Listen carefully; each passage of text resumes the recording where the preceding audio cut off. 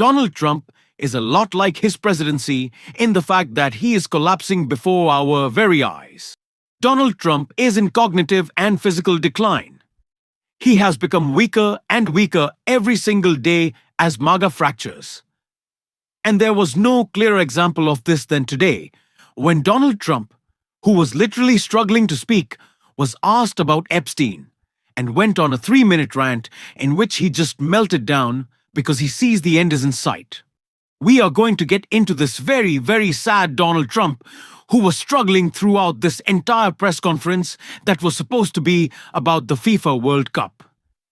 Because Donald Trump's handlers, I guess, want to give him a little treat to play with.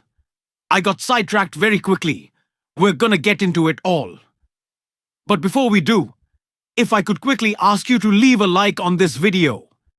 And if you haven't already, and you enjoy our channel, to hit that subscribe button, because it goes a long way and supporting our work.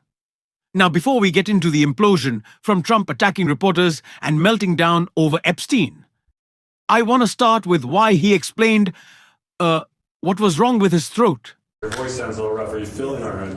I feel great. I was shouting at people because they were stupid about something having to do with trade in a country, and I straightened it out. But I blew my stack at these people. Well, it sounds like there's a follow-up there, but can I ask you about Venezuela? You suggested... Sounds like there's a what? It sounds like there's a follow-up there, but can I ask you about I Venezuela? thought you said there was a polyp. And I said, Yeah, I'm not sure that I'm buying it. I think that Donald Trump was certainly screaming all night, whether it was about Epstein or something else. I'm not sure. But why couldn't he have lost his voice all the way? Could we have not just taken a day off from having to hear Donald Trump? But again, this is a clear example of his cognitive decline. I'm sure, yes, he has been upset about Epstein or he's been upset about trade. But is this really the reason? Is it not just that Donald Trump is falling apart before our very eyes, that he is losing his voice, that he is slurring his speech, that he can't stand for long extended periods of time in front of the press? That he is worried the next Oval Office collapse might be his? I don't know. These are all fair questions. And as Carolyn Levitt and Donald Trump refuse to really answer questions about the medical examinations he's undergone, I think we should ask them. Like I said, this was supposed to be a press conference about the FIFA World Cup, and so Donald Trump, being the cognitively declining president he is, was asked about that, and then completely pivoted. And the World Cup. The new mayor-elect of Seattle is a Democratic Socialist. Seattle has six. or beyond. I watched her. Right, Seattle has six. That's more than socialism. Right, Seattle has 6 World Cup games. How close are you going to be watching that city with the crime in that city? Well, if we think, and I'll have to speak to Johnny about this, but if we think that the mayor of L.A. is incompetent, everybody knows that. You know that I was there, I guess, 2 years ago, and we got all the federal permits taken care of, far more complex than the state permits and the city permits. And Lee Zeldin, who's a superstar, got everything taken care of. The toughest part, having to do with the fires, that should have never happened. If they let the water come in, it wouldn't have happened, right? Do you know that people aren't building their houses yet? I mean, can you imagine that? And if we didn't go in early on, Christy, I think we could say it. Well, the head of their police department said it. They were unable to handle. You would have had, not only did you have the fires, but you would have had total insurrection in Los Angeles. Asked about the mayor of Seattle, who is not the mayor of Los Angeles, Donald Trump decides to talk about the mayor of Los Angeles, maybe just because he thinks about a female mayor. And then he's like, well, this is the one I really don't like 'cause she's black.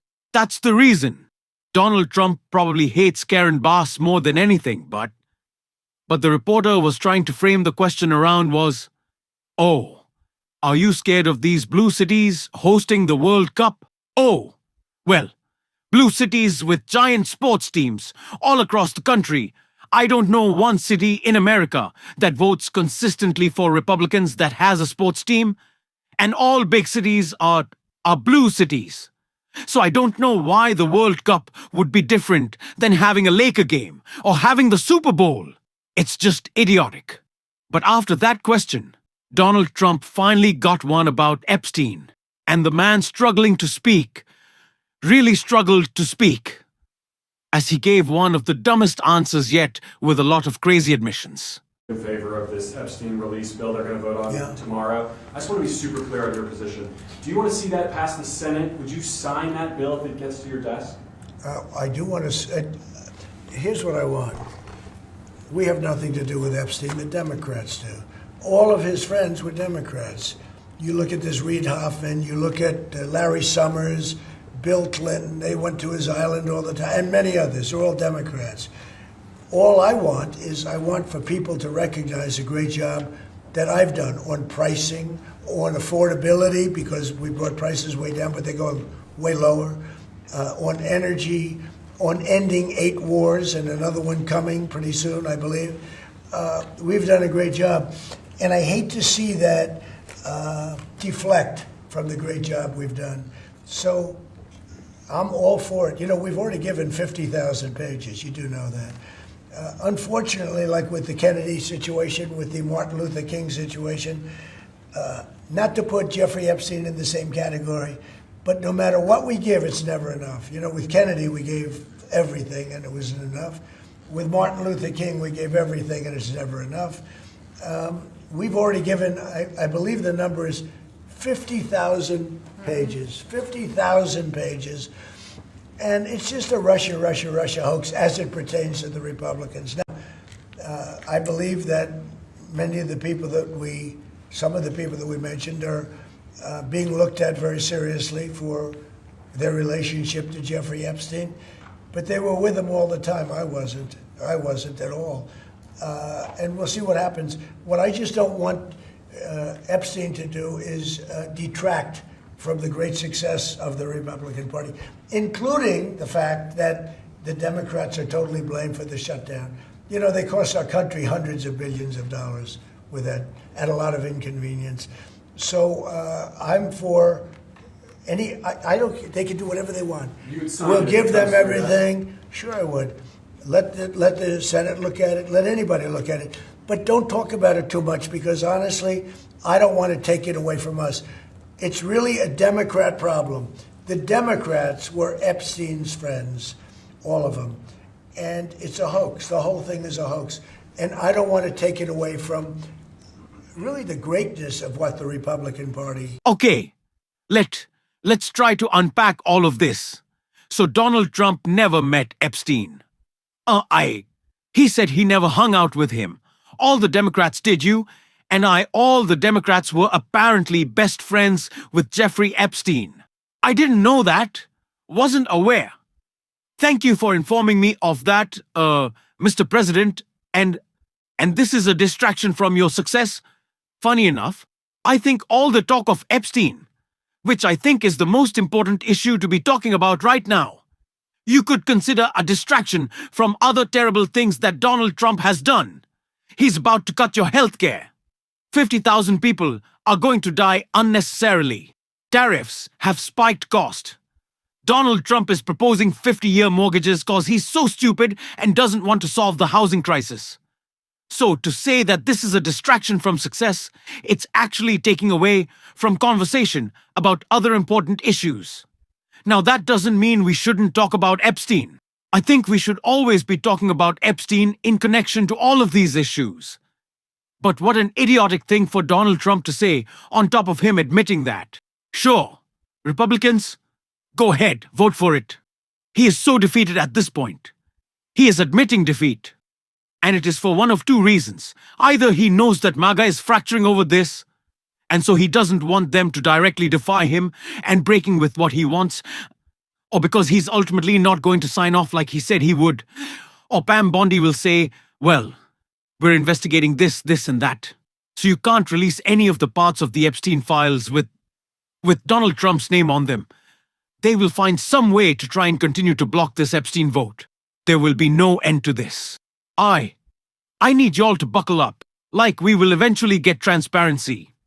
But this will be a fight that we should continue to have, Even if the Epstein files are released in full, I'm not going to move on. Every word off of every file, every second of every video, every photo can be looked at. And I will not move on because there are still so many questions, as I've said this entire time, that will not be answered by what's in the Epstein files. What is not in the Epstein files could potentially be just as damaging, if not more so. What does Ghislaine Maxwell know that she has never put down in an email, written in a letter, said in a phone call? What video is still out there that hasn't been destroyed yet to protect Donald Trump and his pedo friends? I don't know. But we will have to continue to ask questions about Epstein. We just will. It is so imperative that we do and show that this Epstein class, as Rukana has now termed, it hates and wants to destroy this country for their benefit.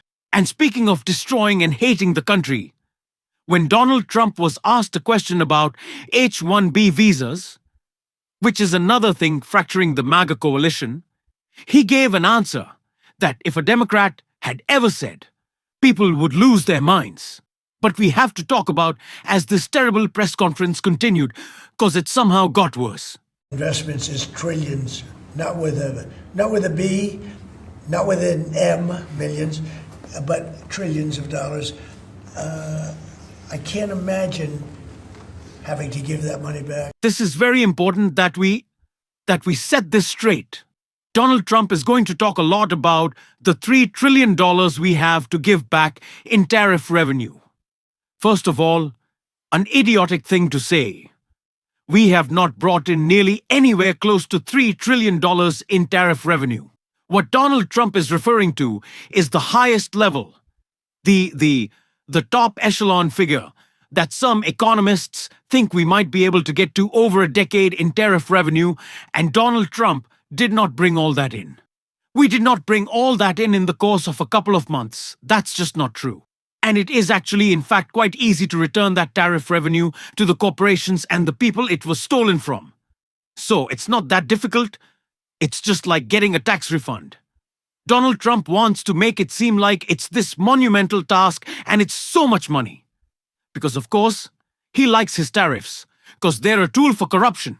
And speaking of corruption, Donald Trump was also talking about the corruption that he's doing of our military.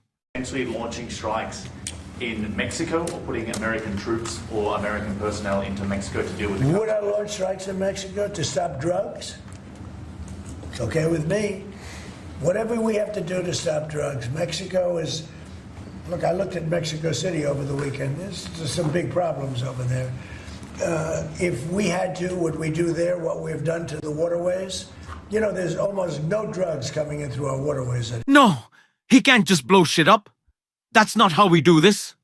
You don't. Especially as the No New Wars guy. What happened to No New Wars? Do you remember the Trump campaign? Has he honored a single promise except like helping himself? No, of course not. And that's why we're gonna continue to call out this criminal administration every single day.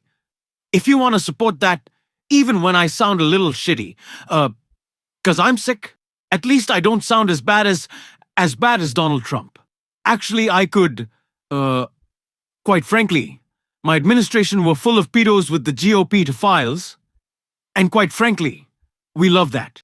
That's how Donald Trump sounded today. But if you want to support the show as always, you can hit that subscribe button, leave a like on this video. If you stuck around at the end, drop a blue heart in the comments, keep on fighting y'all. Don't let him silence you, and until next time, I brought him back. We'll see you soon.